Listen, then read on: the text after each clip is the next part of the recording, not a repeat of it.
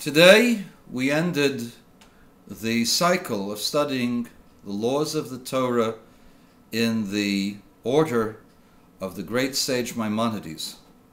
Maimonides, Moses, son of Maimon, organized all of the Jewish law starting from the belief in one God and ended it with the laws of the Messiah. And the Messiah is someone, Maimonides says and quotes from various sources, is someone that has to bring back all of the Jewish people to their holy land, and someone who will defeat the enemies of the Jewish people and restore the temple and the temple service as well as all of the commandments. Messiah's role is therefore in three parts. He will gather all of Israel. He will rebuild the temple. And he will restore the Davidic dynasty and the authority of the Torah in the entire land of Israel. And then Messiah will bring peace to the entire world, and the whole world will worship the one God according to the teachings of Moses. There are those out there who question that perhaps Jesus of Nazareth might have been the Messiah. After all, it's claimed that he came from King David. Notwithstanding the fact that the lineage of Jesus is quite questionable, all of the reports of a Davidic origin are actually associated with Joseph, not Jesus. And even if Mary was the daughter of one of the great-great-grandsons of David, that does not prove that he was a descendant of King David, for in Kings we go by the father. And furthermore, the lineages that are found in the so-called New Testament are contradictory with each other. There are many, many contradictions there. And there's really no good answer for those contradictions. But the question is, how come the entire world could be duped into believing that Jesus was the Messiah if he didn't do any of the things? After all, under the flag of Jesus, the Jews were scattered all over the world. Under the flag of Jesus, Jews were persecuted and murdered under the most horrible tortures for the last close to 2,000 years. Under the flag of Jesus, the temple was destroyed and was never rebuilt. And the Vatican made it very difficult for itself in terms of its relationship with the Jewish state, because the reality of a Jewish state runs contrary to their beliefs. But how is it possible that a man who never fulfilled the role of the Messiah should have such an absolute hold on so many people?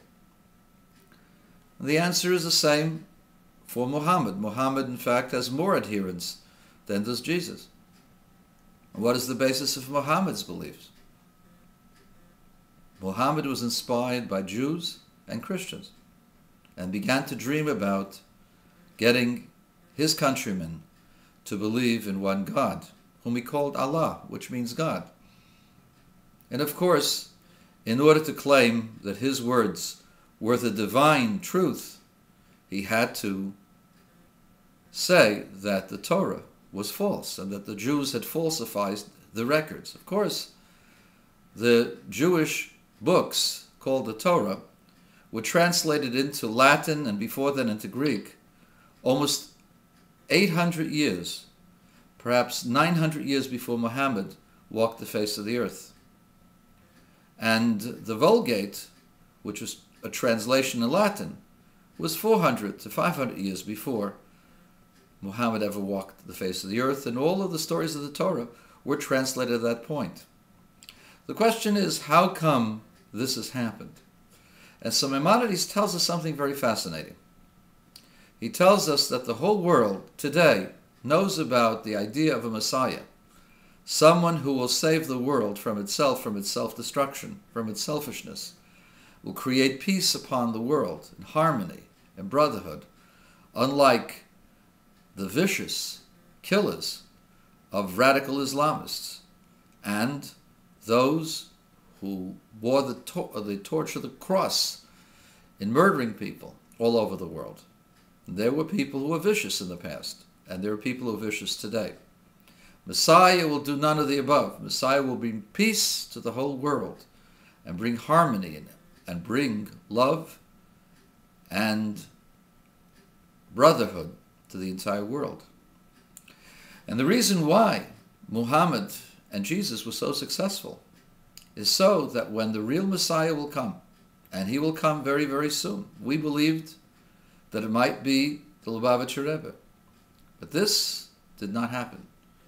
However, we believe that the Messiah can come at any moment, and it may just be someone who had died. For you see, the Jerusalemite Talmud says that Messiah is David. David will rise and be the Messiah. So, Messiah can be from the living or he can be from the dead. Doesn't make a difference. The most important thing is Messiah will lead the world to brotherhood, bring the Jews back to Israel, bring the Torah mitzvahs to fulfillment, and rebuild the temple, and bring peace upon the entire world.